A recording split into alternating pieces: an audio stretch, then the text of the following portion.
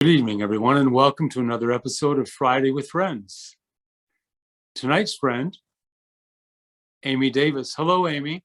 Hi, how are you? Very good. And Aimee comes from the world of business and real estate. And tonight we're going to talk on the subject. The title given to tonight's talk was From Perception to Clarity. Aimee, first question. When you hear that sentence, from perception to clarity, what comes through your mind? Well, what I think about is that we all sometimes think that what we see is true. It's filtered by our beliefs, and we think our truth is everybody's truth. So for me, at least, the moment I realized that my perception was different than God's truth, it made me understand the world differently. And to know that what I think is true may not be what somebody else thinks is true, but the only one that has the only truth is God, from the spiritual perspective. So yes, from my own perspective. And so the next question is, are we spiritual beings with a body, or a body that has a spiritual being within it? Well, definitely, I think that we're spiritual beings living a physical experience for the purpose of our soul to learn. So right there's a process of perception to clarity right there. And I'm sure you didn't start in the place that you are. My guess is that you probably always had love for things spiritual or religious as we learn. Was your background more of a Christian background? It actually a very strongly devotional Catholic background. As far as I can remember, I love God.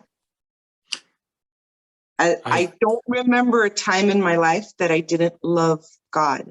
So it was in the process of learning who is God, who is God to me, who is God to the world, who is God to those that don't believe in him, who is God to those that are mad at him for the suffering that they've had in the world. You know, who is God to those that love him and give their life up for him, or fight wars in his name, Yes. or fight for peace in his name? Yes. These are a lot of questions that have everything to do with perception. And so so often our perception gets narrow. And so it's kind of a step of courage. Would you say that it's taken you courage to change your perception through time? I'm assuming that your perception has changed through life. Definitely my perception has changed because we grow. You know, when I was a child, my perception was, heaven was in the clouds and God sat on a throne. And, so as we grow and, in our, let's say in our physical intellect, right? And we're presented with things that challenge our belief and make us ask, well, how does that work? Or delve deeper for a better explanation. It changes, I believe in science, right? So sometimes science wants to say, oh, there is no God, and, it's this and it's fact. But it opens up a whole other realm on how you're faithful and also believe in science, right? Well, that's quite a combination right there. Is a highly devotional Catholicism and science, which at the first hearing of that, one wouldn't think that they are always in accord. Well, that's what some people think, right? So But how have you personally, that really piques my curiosity. right. How have you personally, it's like having two different lenses in a way, but somehow you've unified it. What's been your guiding light in all that? Well, you know, one thing is a story we hear, and another thing is, you know, the truth. You know, I remember that, like, for example, I heard about, you know, the church killed Galileo, right? But that's not really the story, you know? Part of the church went against them. Another part was defending him. So even within that organization, there was a battle on what is truth, on what is God. It's always the same question. So to me, the challenge is when everybody's really looking for truth and trying to define it, how we don't destroy each other in the process, right? How we give everybody the right to be wrong and not be offended by it. Well, that's quite a perspective of clarity right there, because oftentimes we're so busy in my perception that I feel something, and I feel that my perception is truth because I'm touching something real, but I'm defending the borders of that, which I feel threatened by things that come from the outside. How do you manage to go to get to the essence of something without denying a truth that you feel? Like you went from Catholicism, you have Catholicism and science at the same time. A lot of people would find those contrary to one another. What is it in you? What perception did you have, or what did it come from deep inside you that allows you to balance these two apparently opposing things? Well, I kind of view it the same way as me trying to understand God fully and completely, right? I don't believe that I could truly understand God, or I didn't believe. The same way in science, truths are only truths until we don't learn something more that changes that truth. So even what is true evolves, right? As we change in our ability to perceive. So going back to your question about faith, as I grew by maybe reading books, being exposed to different philosophies, expanding my ability to be exposed to new ideas, I prepared myself to be able to accept new things, you know? So I grew intellectually to be able to understand a concept that maybe I couldn't, you know, if I never studied mathematics, I may not be able to understand a concept in physics because I don't even know algebra, you know? I get it. What did that take courage on your part to do that? Is that an act of courage, or? I don't think so. I think it was an act of faith.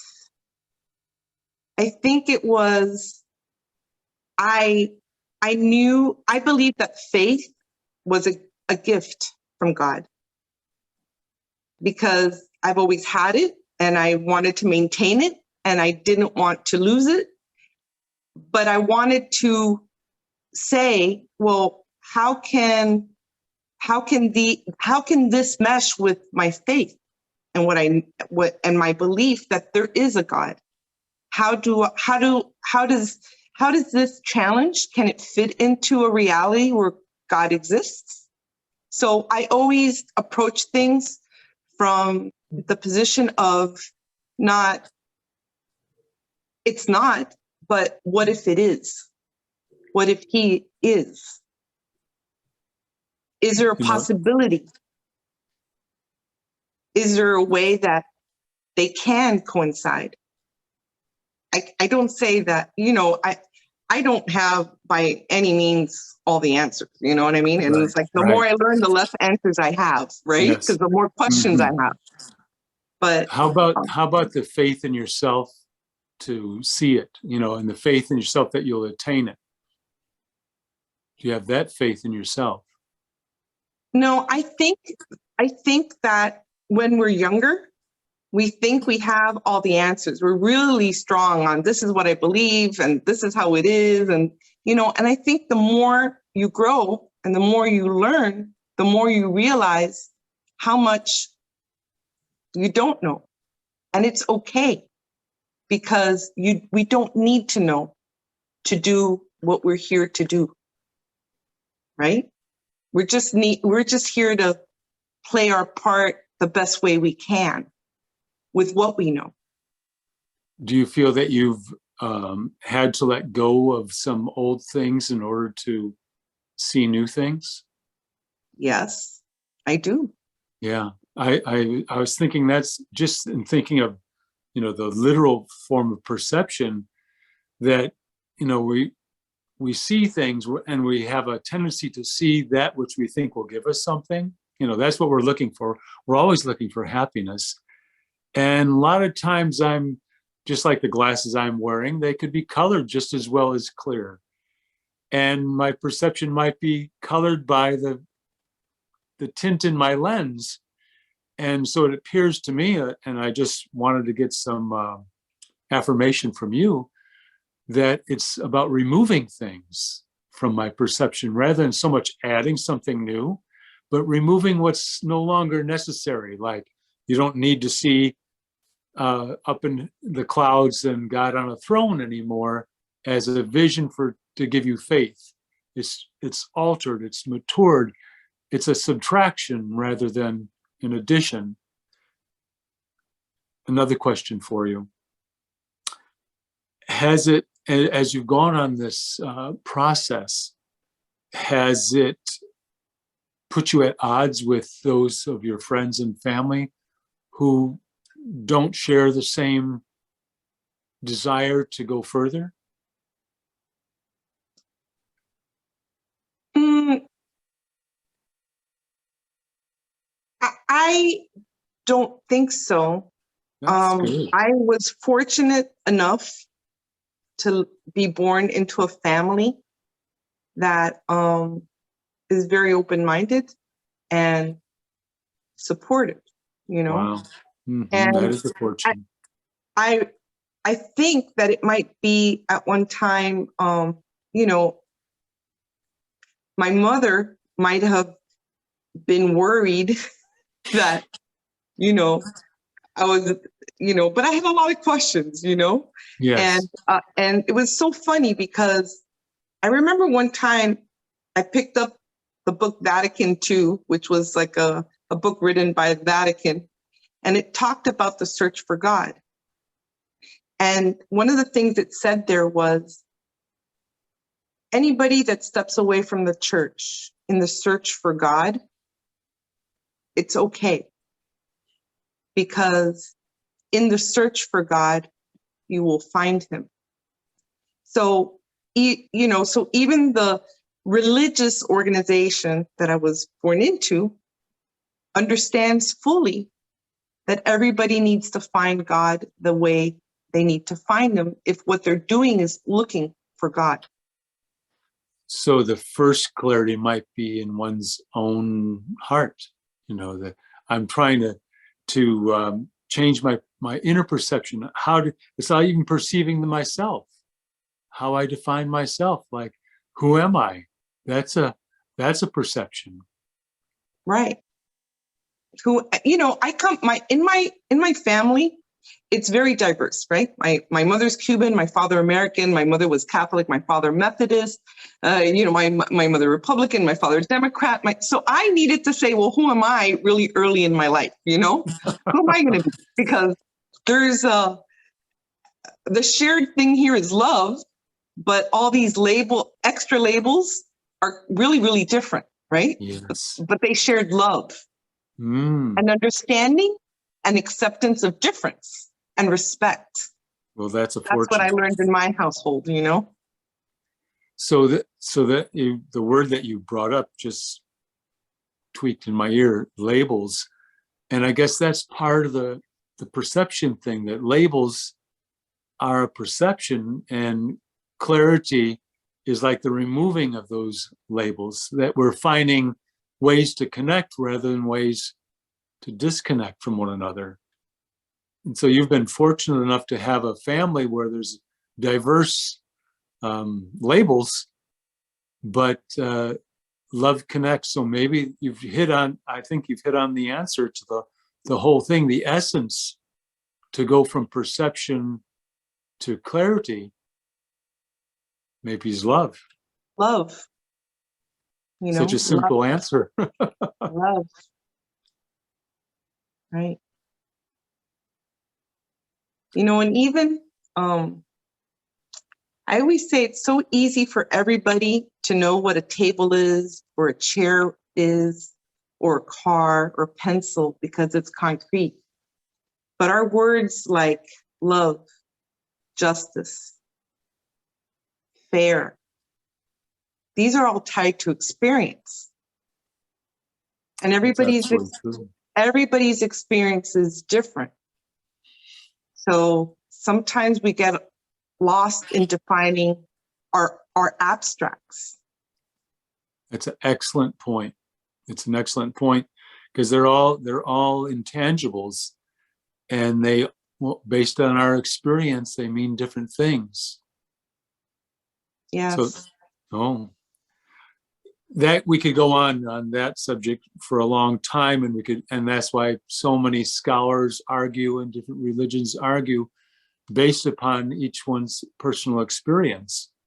But in the end run, I can't imagine anyone doesn't want the same thing, that we want to feel connected to one another. We want to have peace of mind and health and prosperity enough to live happy and peaceful lives. I agree. I So think that's what everybody wants, but we get lost along the way. Right. So the clarity is something that I have to really desire from deep within my heart to arrive at, because it may end up that I have to question some of the things that I was like the main cheerleader for. I find that I no longer have to do that. And so that's why I was saying about courage. For you, it's I guess your understanding was naturally so deep that you didn't have to overcome an internal struggle, where so many of us struggle to come to the place of being that you're at naturally. I don't, yeah, that's one of the things I noticed, that I know that a lot of people come to faith through tragedy and suffering, you know. It wasn't quite my experience to come to faith that way. That's why I always say that I don't think my faith was a decision, you know. It wasn't like, this is lacking, so I'm gonna take this path, you know. I think it was, for me, it just came as a gift, you know. Maybe it was instilled in me by the family I had the luck to be born into, which was very devotional, you know. Yes. So maybe it's just the question of luck. Well, that's a nice way to put it. It's a very humble way to put it, because it's really, I think, wisdom, you know, I always define wisdom is someone who learns a lesson before they're compelled to learn it. And so you innately have shown this wisdom. And also another word that I'm feeling in listening to you is you have a great deal of trust. When you hear the term like trust the drama, how's that feel for you? I could tell you that I I trust it now. I trust it now. I always thought that one of the things that led me to having insights, right, was that when I was like a teenager, in a very short period of time, I had like 5 or 6 people die. It was like maybe a 6-month period. And I think I asked myself a question that a lot of people don't ask themselves until they get into their midlife, right? What is life all about? Why am I here? What's the point in living and dying? Why did they die and I didn't? So Mhm. these These are, are big questions. these are just questions that I was exposed to certain things, and then I asked myself those questions, So I think that led to me exploring what the answers could be, Well, I think I call that trust. I call Okay. that trust. I call that trust. All right. And you and someone who's has a support, that's someone who you have enough support that you weren't trying to survive, and you must have a lot of love in your family that supports you and allows you to be you, and that's a great blessing. Yeah. Well, I think that we've used up all of our time for this little segment. And what we normally do here is we have a little meditation. And do you think you'd like to give us a little commentary that kind of solidifies this idea of perception and clarity, and maybe love is thrown in there? And just give us a little meditation commentary for 2 or 3 minutes, if you would. Well, I was thinking about the topic today, and I didn't know what was the format going to be like, if it was just going to be, I didn't know if you were going to ask me questions Yes. or I was just you were going to tell me talk on the subject. And I didn't really go through any answers, but I did meditate prior. And all I said was, I'm here in this moment and in this time to be interviewed by someone with questions that I don't know. So let the answers be something that will help someone listening to this event, to this interview. Let them bring them to a better understanding of how their perception can bring them closer to God, or be keeping them from knowing God better. So that's the clarity that I wanted to mean, for the word clarity to mean, which is understanding that it's just our perception. And if we're not happy or at peace, we may need to dig a little bit further, because that's what we should be in a state of: happiness, peace, and joy. Well, that is I would say Om Shanti to that. Om Shanti. And you just kind of described a lot, and I'm looking at you and listening to you, and the term that comes up for me now is ready-made. It's a term. I don't know how ready-made. I might have been in an instant box, but believe me, I had to add a lot to. Well, meaning that you come to the fly, like you're on the edge of the cliff and you can fly, like the bird is about to fly, and you come ready because it's your viewpoint is very mature but grounded. And I'm 58. But in terms of this spiritual knowledge, you're like a baby. And you've very, very good. I'm very impressed by what you're bringing. And I could see that the future is good for you. My clarity sees that. All right. I'll So, take it. I'll take it. I'll take so it. Aimee, thank you very much Thank for you. joining us tonight. Thank It you. was a pleasure. Okay. And Same here. I'll be seeing you soon. Okay, great. Bye for Thank now. you. Bye-bye. Bye.